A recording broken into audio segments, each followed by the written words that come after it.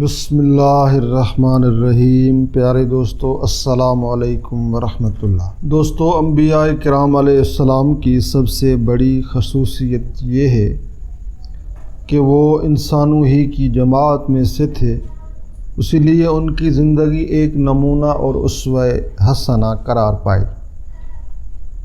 بالخصوص حضور اکرم علیہ السلام کے زندگی میں بشری تقاضوں اور ضرورتوں کا خیال بدرجہ اتم پایا جاتا ہے۔ معجزات سے زیادہ عمل اور کار میدان کا عنصر غالب نظر آتا ہے۔ آپ کا سب سے بڑا معجزہ قرآن کریم ہے، جو کسی خارق العادات اشیاء کی ترغیب نہیں دیتا اور نہ یہ اس کے شایان نشان ہے، بلکہ وہ عین عمل، جہد اور بشری حیثیتوں کو بلند کرتا ہے۔ خود جناب صلی اللہ علیہ وسلم نے اسی کے مطابق زندگی بسر کی اور اسی کے طرف دعوت دیتے رہے۔ اس لیے قرآن کریم نے آپ کے بارے میں صاف طور پر اعلان کر دیا ہے کہ خدا وحدہ کی جانب سے بھیجے ہوئے رسول و نبی اور پورے انسانیت کے لیے اسوہ حیات ہے۔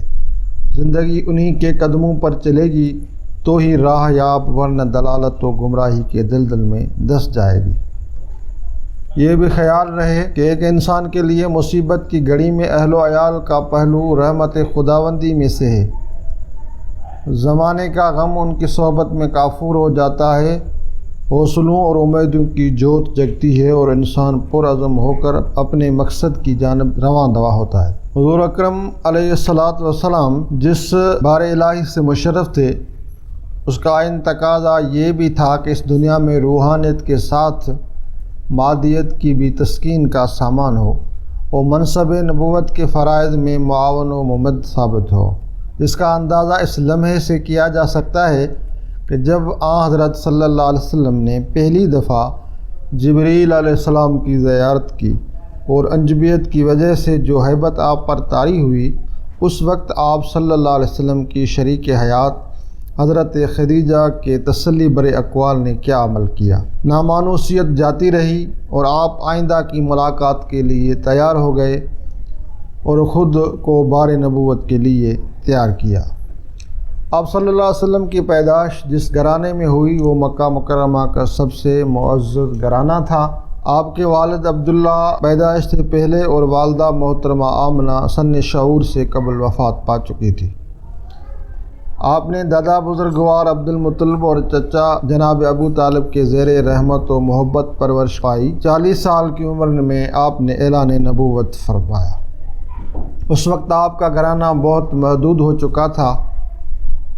آپ صلی اللہ علیہ وسلم حضرت خدیجہ رضی اللہ تعالیٰ عنہ سے نکاح کر چکے تھے اور ان کے ساتھ ہی رہتے تھے۔ یہ خدیجہ بنت خویلد پہلی خاتون ہے جو حرم نبی میں داخل ہوئیں اور سب سے زیادہ محبوب بیوی کا درجہ پایا۔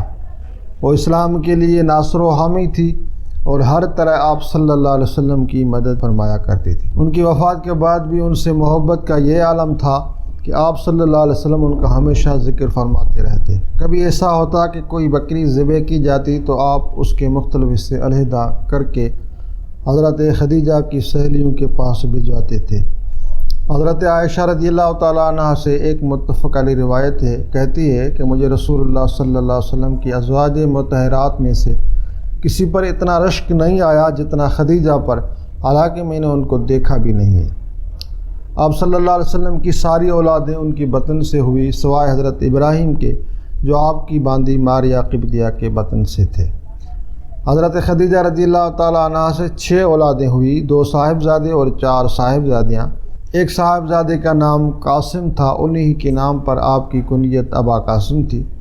دوسرے عبداللہ نامی فرزند تھے جن کا لقب طیب و طاہر تھا، لیکن افسوس بچپن میں ہی ان کی جدائی کا غم کھانا پڑا۔ صاحبزادیاں زینب، رقیہ، ام کلثوم اور فاطمہ رضی اللہ تعالیٰ عنہن۔ حضرت زینب کی شادی ہجرت سے پہلے ان کے پھوپھی زاد بھائی حضرت عاص بن ربیع سے ہوئی۔ رقیہ اور ام کلثوم کی شادی یکے بعد دیگر حضرت عثمان رضی اللہ تعالیٰ عنہ سے ہوئی۔ حضرت فاطمہ کی شادی جنگ بدر اور جنگ احد کے درمیانی عرصے میں حضرت علی بن ابو طالب رضی اللہ تعالیٰ عنہ سے ہوئی اور ان کے بطن سے حضرت امام حسن، امام حسین، زینب اور ام کلثوم پیدا ہوئی۔ حضور اکرم علیہ السلام کو علماء پر یہ امتیاز حاصل تھا کہ آپ 4 سے زائد شادیاں کر سکتے تھے، اسی لیے جب حضرت خدیجہ رضی اللہ تعالی عنہا ایک لمبے عرصے کی رفاقت کے بعد داغ مفارقت دیں گئی تو آپ صلی اللہ علیہ وسلم نے پھر حضرت سودا رضی اللہ تعالی عنہ سے نبوت کے 10ویں سال ماہ شوال میں شادی کی، جو اپنے چچیرے بھائی سکران بن عمر کی بیوہ تھی۔ پھر آپ نے 11ویں سال ماہ شوال میں حضرت عائشہ رضی اللہ تعالیٰ عنہ کو رفیق کے حیات کے طور پر منتخب فرمایا، لیکن رخصتی ہجرت کے 6 یا 7 ماہ بعد ہوئی تھی۔ تمام ازواج مطہرات میں آپ باکراں تھی اور کم عمر بھی، لیکن آپ کی خصوصیت اس قدر تھی کہ امت آج تک ان کے فیض سے مستفید ہو رہی ہے۔ آپ تمام عورتوں میں سب سے زیادہ فقیہ اور صاحب علم تھی، حتیٰ کہ اکابر صحابہ کرام بھی آپ سے رجوع کرتے تھے۔ آپ غایت درجہ کریم اخلاق، جود و سخا، شفقت دلداری کرنے والی اور خدا ترس خاتون تھی۔ حضرت صلی اللہ علیہ وسلم نے چوتھی شادی سن 3 ہجری میں حضرت حفصہ بنت عمر بن خطاب سے کی۔ ان کے پہلے شوہر حضرت خنیس بن حذافہ سہمی کا انتقال ہو گیا تھا۔ آپ بھی بڑی سوجھ بوجھ والی خاتون تھی۔ سن 4 ہجری میں ام المساکین حضرت زینب بنت خزیمہ سے عقد کیا، جو قبیلہ بنو صعصع سے تعلق رکھتی تھی۔ ان کے شوہر عبداللہ بن جوش جنگ احد میں شہید ہو گئے تھے۔ آپ بہت زیادہ مسکینوں پر رحم و کرم اور رقت و محبت رکھتی تھی، مگر صرف 8 ماہ حرم نبوت میں رہ کر وفات پا گئی۔ اسی سال ماہ شوال میں 6واں عقد آپ نے ام سلمہ ہند بنت ابی امیہ سے فرمایا، جو ابو سلمہ رضی اللہ تعالی عنہ کی بیوہ تھی۔ پھر حضرت صلی اللہ علیہ وسلم نے سن 5 ہجری ذوالقعدہ میں زینب بن جوش سے نکاح فرمایا۔ یہ قبیلے بنو اسد بن خزیمہ سے تعلق رکھتی تھی، آپ کی پھوپھی کی صاحبزادی تھی۔ ان کی شادی پہلے حضرت زید بن حارثہ، جو آپ کے لے پالک بیٹے تھے لیکن نباہ نہ ہونے کی صورت میں طلاق ہو گیا تھا۔ سورہ احزاب کی متعدد صورتوں اس کا بیان ہے۔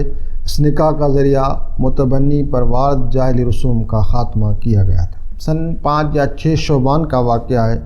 آپ نے 8واں عقد حضرت جویرہ بنت حارث سے کیا۔ ان کے والد بنو مستلق کے سردار تھے۔ آپ قیدی بنا کر لائی گئی تھی اور تقسیم میں حضرت ثابت بن قیس بن شمام کے حصے میں آئی، لیکن آپ نے ان سے ایک خاص رقم پر آزادی کا معاہدہ کر لیا۔ حضور نے وہ رقم دلوا کر آزادی دلوائی، پھر ان کی عزت و توقیر اور سرداری کا خیال رکھتے ہوئے نبی رحمت کی رفاقت کا شرف بخشا۔ پھر آپ صلی اللہ علیہ وسلم نے ابو سفیان کی بیٹی ام حبیبہ رملہ سے شادی کی، جو اپنے شوہر کے ساتھ حبشہ ہجرت کر گئی تھی، لیکن ان کے شوہر مرتد ہو گئے۔ آپ نے ازراہ مدارات ان سے تعلق قائم فرمایا۔ فتح خیبر کے بعد نبی کریم علیہ السلام نے 10واں عقد حضرت صفیہ بنت حیy بن اخطب سے کیا، جو بنی اسرائیل سے تھی اور خیبر کے جنگ میں قیدی بنا کر لائی گئی تھی۔ آپ نے انہیں آزاد کر کے شادی کر لی۔ اخیر میں ذوالقعدہ 7 ہجری عمرہ قضاء سے فارغ ہونے کے بعد آپ صلی اللہ علیہ وسلم نے حضرت میمونہ بنت حارث کو زوجیت کا شرف بخشا، جو ام الفضل لبابہ بنت حارث رضی اللہ تعالی عنہ کی بہن تھی۔ آپ کی 11ویں بیویوں میں سے 2 بیویاں حضرت خدیجہ اور حضرت زینب بنت خزیمہ حیات مبارک میں ہی انتقال کر گئی تھی۔ اس کے علاوہ 2 اور خواتین جن سے آپ نے عقد کیا لیکن ان کی رخصتی نہ سکی، ان میں سے ایک قبیلہ بنو کلاب سے اور دوسری قبیلہ قمدہ سے تعلق رکھتی تھی۔ مؤخر ذکر کے عقد کے سلسلے میں خاصا اختلاف نقل کیا جاتا ہے۔ بہرحال ان خواتین کے علاوہ آپ کی 2 لونڈیاں تھیں، ایک ماریہ قبطیہ جن کو فرمان روائے مصر مقوقس نے ہدیے کے طور پر بھیجا تھا، اور انہی کے شکم مبارک سے آپ کے صاحبزادے حضرت ابراہیم پیدا ہوئے، جو بچپن میں 28 یا 29 شوال 10 ہجری میں وفات پا گئے۔ دوسری لونڈی ریحانہ بنت یزید تھی، جو یہود کے قبیلے سے تعلق رکھتی تھی۔ بعض محققین کا خیال ہے کہ آپ نے ان سے شادی کر لی تھی۔ مزید یہ بھی کہا جاتا ہے کہ 2 اور لونڈیاں تھیں، ایک کا نام جمیلہ تھا جو کسی جنگ میں گرفتار ہو کر آئی تھی، اور دوسری لونڈی جنہیں حضرت زینب بنت جوش نے ہبہ کیا تھا۔ یہ خانہ نبوت ہے۔ آج مغرب اور کم ذہن لوگ حضور اکرم علیہ السلام اور اسلام کے تعداد ازواج پر اعتراض کرتے ہیں اور آپ کے حق میں ناشبیہ کلمات کا انتصاب کرتے ہیں۔ یہ محض عصبیت اور جاہلانہ رویہ ہے۔ ایک انگریز مصنف مسٹر بورڈلے نے رسول اللہ کی ازواج مطہرات کے مسئلے میں اس مغربی احساس اور طرز فکر پر بہت جرات اور انصاف سے تنقید کی ہے۔ محض اسے پڑھ لینا ہی کافی ہے۔ وہ اپنی کتاب the messenger the life of Muhammad میں لکھتے ہیں، محمد صلی اللہ علیہ وسلم کی ازواجی زندگی کو نہ تو مغرب کے پیمانے سے جانچنے کی ضرورت ہے اور نہ ان رسوم و قوانین کے نقطۂ نظر سے جنہیں عیسائیت نے جنم دیا ہے۔ یہ لوگ نہ مغربی تھے نہ عیسائی، بلکہ وہ ایک ایسے ملک میں اور ایک ایسے زمانے میں پیدا ہوئے تھے جبکہ ان کے اپنے ضابطۂ اخلاق کا ہی چلن تھا۔ اس کے باوجود امریکہ اور یورپ کے ضابطۂ اخلاق کو عربوں کے ضابطۂ اخلاق سے بہتر سمجھنے کی کوئی وجہ نہیں ہے۔ مغرب کے پاس مشرق کو دینے کے لیے بہت کچھ ہے، لیکن اپنے طریقۂ زندگی کو بہتر اور اپنے ضابطۂ اخلاق کو اعلیٰ ثابت کرنے کے لیے تو انہیں ابھی چھان بین کی ضرورت ہے۔ لہذا انہیں دوسروں کے مذہب اور تمدن پر نکتہ چینی کرنے سے اعتراض کرنا چاہیے۔ یہ حقیقت ہے کہ حضرت صلی اللہ علیہ وسلم نے اپنی جوانی کا سب سے زیادہ حصہ ایک ہی خاتون حضرت خدیجہ کے ساتھ گزارا جو عمر میں خاصا تفاوت رکھتی تھی۔ بقیہ شادیاں اخیر کے 10-12 سالوں میں کی گئی جو خاص مصلحت اور تقاضا کی بنا پر تھی۔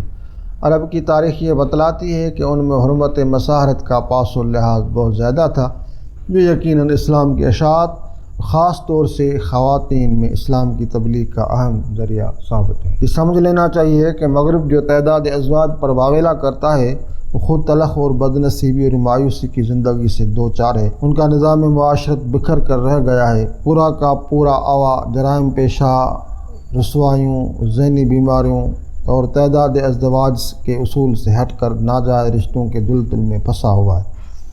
عورت کی حیثیت ردی کاغذ سے بھی گئی گزری ہوئی ہے۔ ایسے میں ان مصیبت بلکہ عذاب الہی کی ماروں سے بحث و جدل کرنا وقت کا ضیاع ہے۔ اہل یورپ کی بدبختانہ زندگی تعداد ازدواج کے اصول کو مبنی برحق ثابت کرنے کے لیے سچی گواہی ہے اور سمجھنے والوں کے لیے اسی میں درس و نصیحت ہے۔